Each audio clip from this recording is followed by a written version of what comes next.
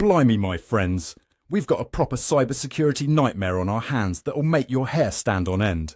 The Department of Government Efficiency, or DOGE as it's known, has gone and cocked up our national security something fierce. And who's the muppet in charge of this dog's breakfast? None other than our favourite billionaire boy wonder, Elon Musk. Let's dive into this absolute shambles, shall we?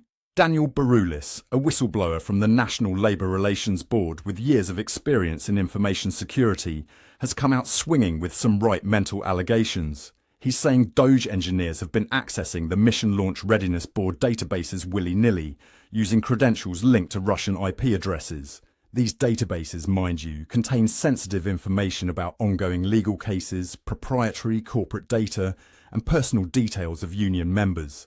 It's like they've left the front door wide open in the dodgiest neighbourhood in town. But wait, it gets even more bonkers. Berulis claims that within minutes of DOGE creating these dodgy accounts, there were over 20 login attempts from Russian IPs. It's like Putin's cyber goons were queued up outside a Primark sale, eager to get their mitts on our nation's secrets. And get this, all of this is allegedly happening through Musk's Starlink system. Talk about a cosmic cock-up. Now you might be thinking, surely our military's too smart to fall for this, right? Well, prepare to have your mind blown.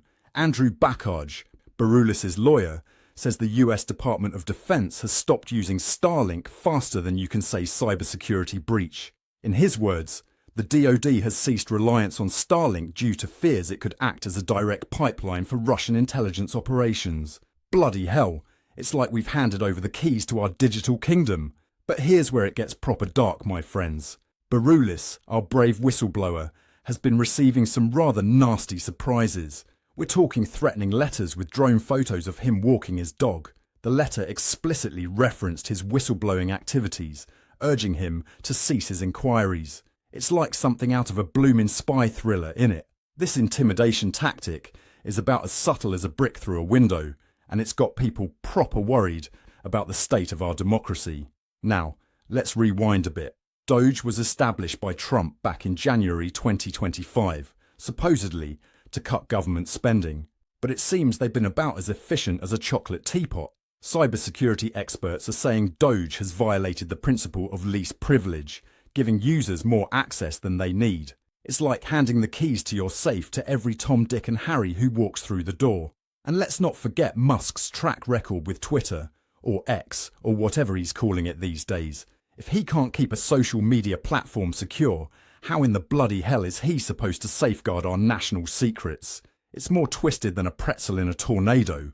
What's even more alarming is the government's response to these allegations, or should I say, lack thereof. They've been quieter than a mouse in a library, which is about as reassuring as a chocolate fireguard. So, what's the takeaway from this utter shambles?